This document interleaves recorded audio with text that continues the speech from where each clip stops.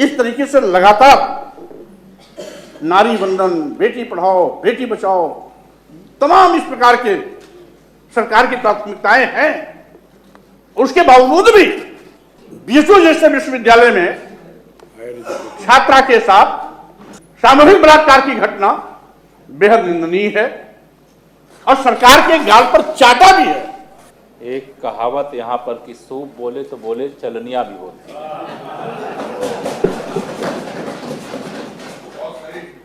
उनके प्रति कोई रहम नहीं बरता गया माननीय सभापति महोदय। वह तीनों अभियुक्तों को गिरफ्तार करके जेल भेजने का काम किया गया, उनके खिलाफ कार्रवाई करने का काम किया गया। वो सत्ता पक्ष के हैं, यह संरक्षण देने का काम समाजवादी पार्टी की सरकार के समय होता था। बड़े बड़े अपराध होते थे, अपराध करने वाले कहाँ संरक्षण पाते थे, कैसे पाते थे? आशुतोष जी,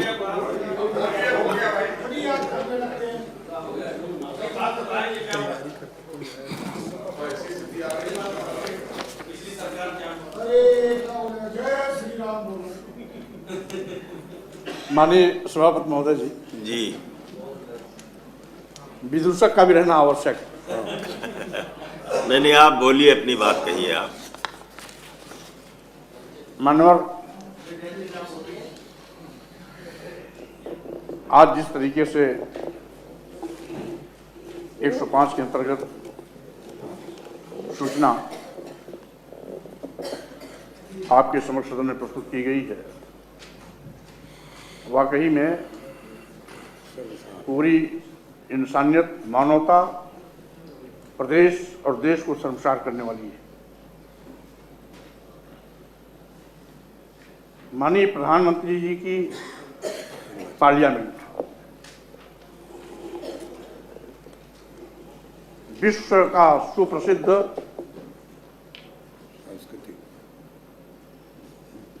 काशी विश्वनाथ का मंदिर वाराणसी में,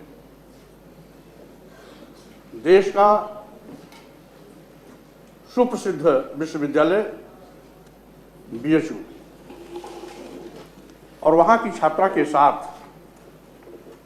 जिस तरीके से 1 नवंबर 2023 की मध्य रात 1:30 बजे कुछ अराजक तत्वों द्वारा घटना कारित की गई, वो बेहद शर्मनाक है। और उन परिस्थितियों में तो और भी शर्मनाक है जब एक ओर सरकार इस बात के लिए प्रयास कर रही है कि महिला सशक्तिकरण अभियान चला रही है, महिलाओं को सम्मान देने की बात कर रही है, एंटी रोमियो दस्ता के माध्यम से अपराधियों को पकड़ने का अभियान चला रही है, और साथ ही साथ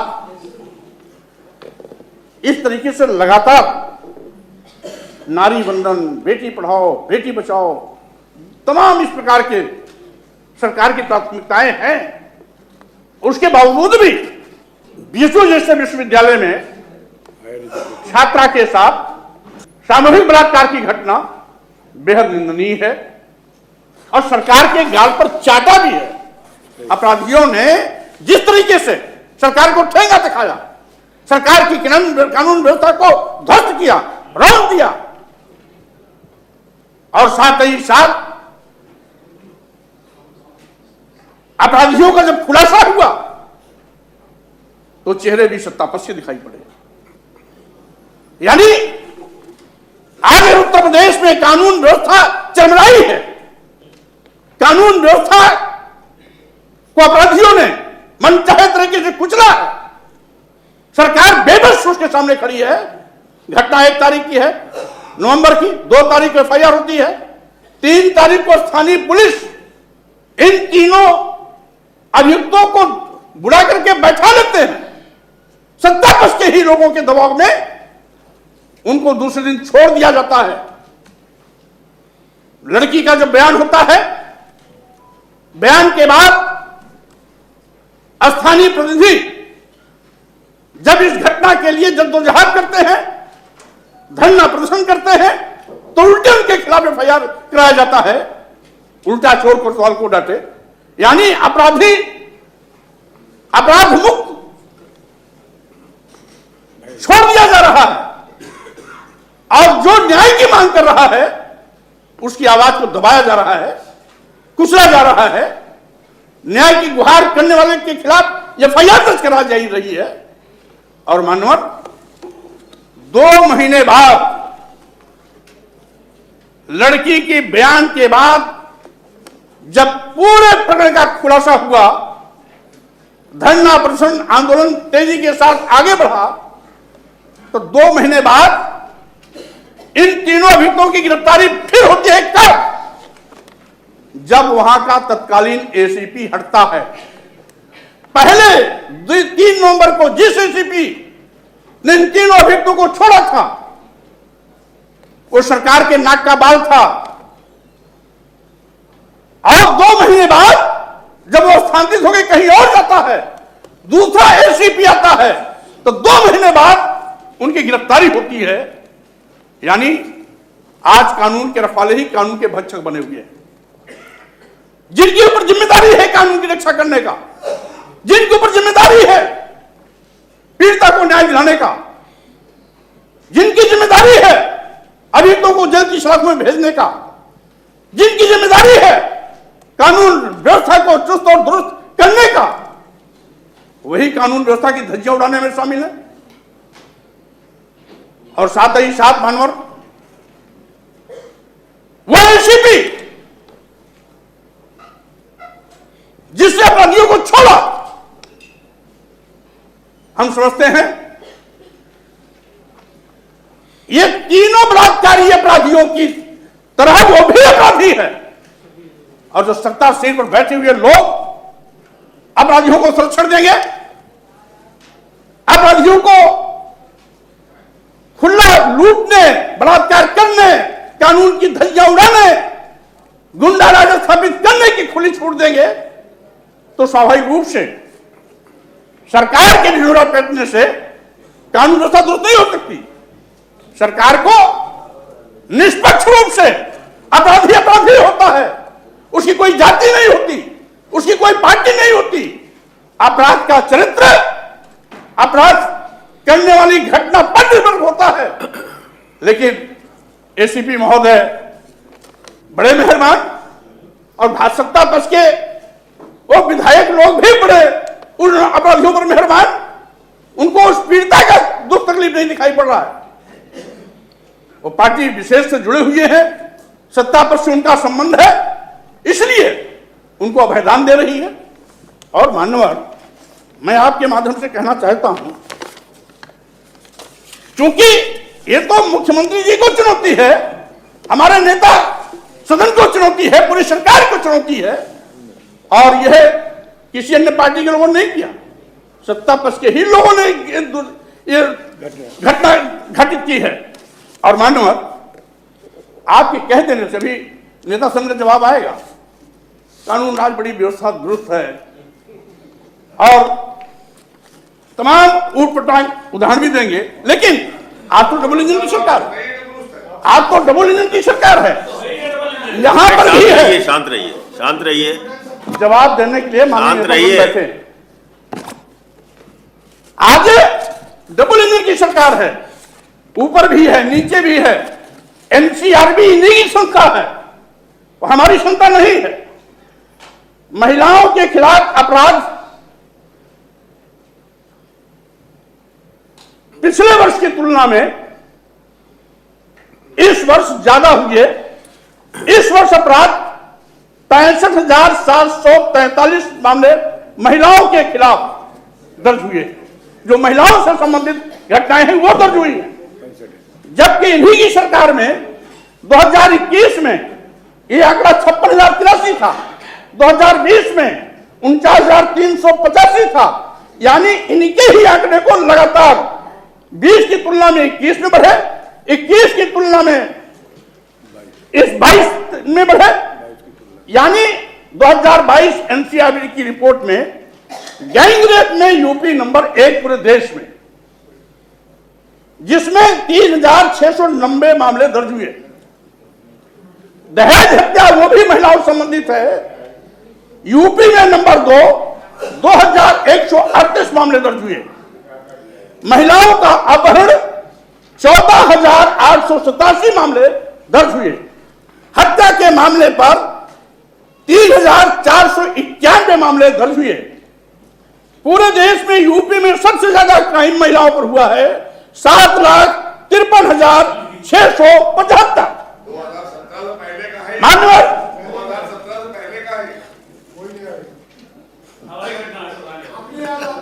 आपको भाई, अरे मोहसिन साहब शांत रहिए। मोहसिन नहीं, साहब, मौर्य जी अपनी बात पूरी करिए। अब तो आप सरकार की समाप्त तरफ से करिए। जवाब देने की हालत में भी आप नहीं है। अब आप कहाँ से जवाब देते हैं? अब तो जिसको जवाब देने की जिम्मेदारी है वो देगा। मानवर अब यही समाप्त नहीं, करिए, मौर्य जी। हाँ। आज हालात बद से बदतर है। इसलिए हम ये सरकार से कहना चाहते हैं, केवल खाली ढोल पीटने से कानून व्यवस्था दुरुस्त होने वाली नहीं। अगर अपराधी के साथ भेदभाव होगा कि अपराधी हमारी जात का है, अपराधी हमारी पार्टी का है, अपराधी हमारे संगठन से जुड़ा है, अपराधी हमारा है, तो कभी न्याय नहीं मिलेगा। कानून व्यवस्था कभी दुरुस्त नहीं हो सकती है। इसलिए मानव सरकार होती है। अगर सरकार की हनक खत्म ठीक बात। तो स्वाभाविक रूप से अपराधियों के हौसले बढ़ेंगे। अगर सरकार की हनक कायम तो अपराधी डरेगा। केवल पार्टी विशेष के कुछ लोगों के घर पर बुलडोजर चला देने से कानून राज नहीं स्थापित होगा। दुर्भावना से पार्टी विशेष के कार्यकर्ताओं के खिलाफ तथ्यहीन आरोप लगाकर FIR करा करके अगर सरकार धौल जमा करके कानून राज स्थापित करने का रौब तालीब करती है, ये सभी कभी संभव नहीं है। इसलिए निष्पक्ष भाव, अब समाप्त करिए। पारदर्शी तरीके के साथ जब सही मायने में कानून राज स्थापना की भावना मन में होगी, तभी जाकर के इसका कार्यान्वयन हो सकता है। और हालात तो मानव बद से बदतर हैं। आज मैं केवल एक उदाहरण देना चाहूंगा। हम लोग सदन में बैठे हुए हैं और सदन में अभी आज कल 1 तारीख थी, परसों 1-2 को फतेहपुर में दलित लड़की के साथ रेप। इसी प्रकार से स्कूटी सीख रही लड़की से गाजियाबाद में ट्रेनिंग सिटी इलाका में, टिन सिटी इलाका में, उसके टांका सिटी इलाका में उसके साथ गैंग रेप। और इस तरीके से आज जिस तरीके से अपराध की बाढ़ आई है, यहां तक कि आगरा में ट्रैफिक पुलिस इंस्पेक्टर ने मेडिकल छात्रा की इज्जत लूटी। अब जब डोली के रखवाले ही डोली में बैठने वाली बहू की इज्जत लूटेंगे, जब कानून देने वाले लोग ही जब कानून की धज्जियां उड़ाएंगे, तो कानून राज का स्वांग बनने वाली सरकार को अपने दामन के अंदर भीतर देख करके झांक के देखना चाहिए। और साथ ही साथ मानवर मेरी मांग है, आपके माध्यम से मैं अपेक्षा करूंगा कि जिस एसीपी ने जानबूझ करके 2 महीने तक इन अपराधियों को छोड़ा था, उसके खिलाफ भी कड़ी से कड़ी कार्रवाई होनी चाहिए। पीड़िता को न्याय मिलना चाहिए। अपराधियों को कड़ी कड़ी सजा दिलाने के लिए सरकार को प्रयास करना चाहिए। धन्यवाद। असल में उनको दर्ज करने में कंजूसी नहीं हो रही है। अब बैठिए अब नेता। अरे भाई, जो आपने बताया ना कि आंकड़े बढ़ गए, माननीय सभापति, तो उसके पीछे हाँ माननीय सभापति जी, मेरा FIR नहीं दर्ज हो सकता है बनारस में। नहीं, आपका तो होगा दर्ज। सचिव गृह से कहना पड़ा। नहीं, आपका दर्ज होगा। आम जनता के क्या होंगे सर? आपका दर्ज होगा। माननीय सभापति जी, हाँ, माननीय नेता सदन, हमारे समाजवादी पार्टी के सम्मानित सदस्यों के द्वारा नियम 105 के अंतर्गत जो सूचना दी गई और बहुत सारे लंबे चौड़े भाषण दिए गए। एक कहावत यहाँ पर कि सूप बोले तो बोले, चलनियाँ भी बोलती हैं।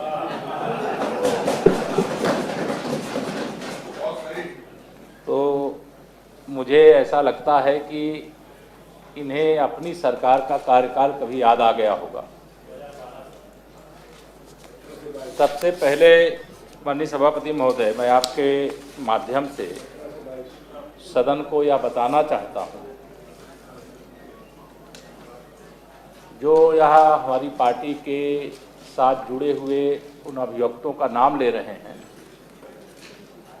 यह सदन इस बात का साक्षी हो रहा है कि कोई पार्टी कोई है इसका मतलब नहीं है। यह जो माननीय सभापति जी कह रहे थे, यह सच है कि बहुत सारे लोग ऐसे हमारे यहाँ भी आ गए होंगे, लेकिन उनके प्रति कोई रहम नहीं बरता गया। माननीय सभापति महोदय, वह तीनों अभियुक्तों को गिरफ्तार करके जेल भेजने का काम किया गया, उनके खिलाफ कार्रवाई करने का काम किया गया। वो सत्ता पक्ष के हैं, यह संरक्षण देने का काम समाजवादी पार्टी की सरकार के समय होता था। बड़े बड़े अपराध होते थे, अपराध करने वाले कहाँ संरक्षण पाते थे, कैसे पाते थे। मैं आज यहाँ पे आपके माध्यम से माननीय सभापति महोदय, आंकड़े की ही बात है कि मैं आपकी जानकारी के लिए बता रहा हूँ। महिलाओं की सुरक्षा हमारी सरकार की प्राथमिकता है। महिलाओं का सशक्तिकरण हमारी सरकार का संकल्प है। महिलाओं के प्रति अपराध करने वालों के खिलाफ कार्रवाई कराना, ये हमारी सरकार ने लगातार कोशिश किया है और उसके परिणाम स्वरूप में 2017 से माननीय सभापति महोदय 2017 मतलब से 31 दिसंबर 2023 तक जो महिलाओं और नाबालिगों के खिलाफ अपराध हुए, ऐसे मामले 21,872, जो अपराध करने वाले 21,872 अभियुक्तों को सजा दिलाने का काम यह 2017 से और 2023 31 दिसंबर 2023 तक हमारी सरकार ने किया है।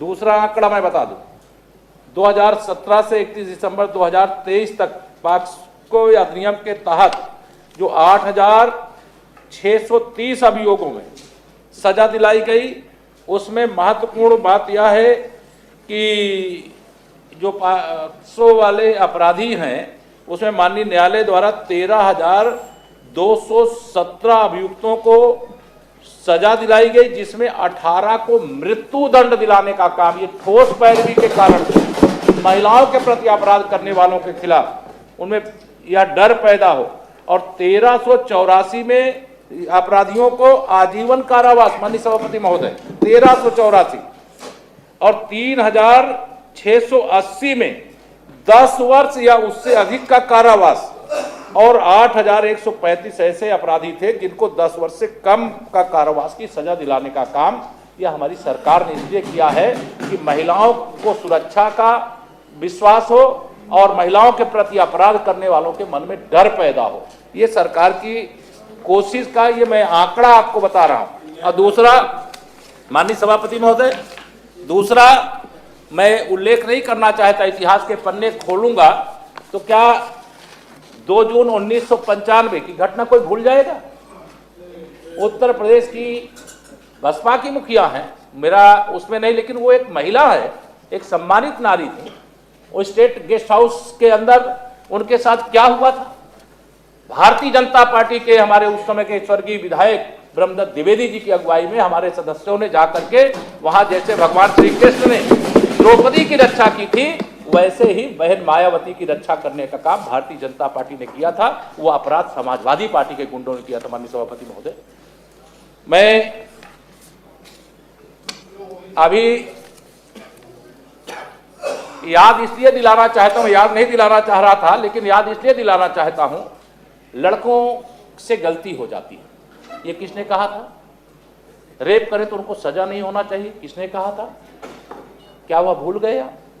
और हमारे यहां अगर कोई हमारी पार्टी में कहीं जुड़ा भी रहा होगा और अगर उसने किसी बेटी के साथ, बहन के साथ अपराध किया है, जिस घटना का आप उल्लेख कर रहे हैं, उनके खिलाफ भी हमारी ही सरकार में कार्रवाई हुई है। उस कार्रवाई में कोई पूरी निष्पक्षता से कार्रवाई, कोई अधिकारी दोषी होगा उसको भी जांचने का काम, उस पर भी जो आवश्यक कार्रवाई हो करने का काम हमारी सरकार के द्वारा किया जाता है। हमारी सरकार का लक्ष्य है अपराधों में कमी आवे, लेकिन कोई अपराध करे तो वो बच जावे, ये किसी भी कीमत पर हमारी सरकार में नहीं होने दिया जाता है। माननीय सभापति महोदय, जो हमारे विपक्ष के या सपा के जो साथियों ने यहाँ विषय रखा है, वह विषय पूरी तरह से निराधार है और जो अभियुक्त हैं उनको गिरफ्तार करके उनके खिलाफ कार्रवाई की जा रही है। और मुझे इतना ही कहना है कि समाजवादी पार्टी के लोग, चाहे वो महिलाओं के प्रति अपराध हो, चाहे अन्य किसी भी प्रकार का अपराध हो, उस पर अगर बोले तो पहले यह देखें कि अगर हमारी तरफ एक उंगली उठा रहे हैं तो बाकी उसकी तरफ कितनी उंगली है, इसको जरूर ध्यान में रखें। हमारी सरकार कानून व्यवस्था को चुस्त दुरुस्त रखने के लिए सभी आवश्यक कदम उठा रही है। जो अपराध करेगा वो बचेगा नहीं, उसके खिलाफ कानून के सम्मत कार्रवाई होगी और उनके खिलाफ कार्रवाई की गई, उसके प्रमाण मैंने रखा है। माननीय सभापति महोदय, इसलिए अंतर्गत दी गई सूचना को अग्राह्य करने का ठीक है, कार्य स्थगन स्वीकार। सरकार को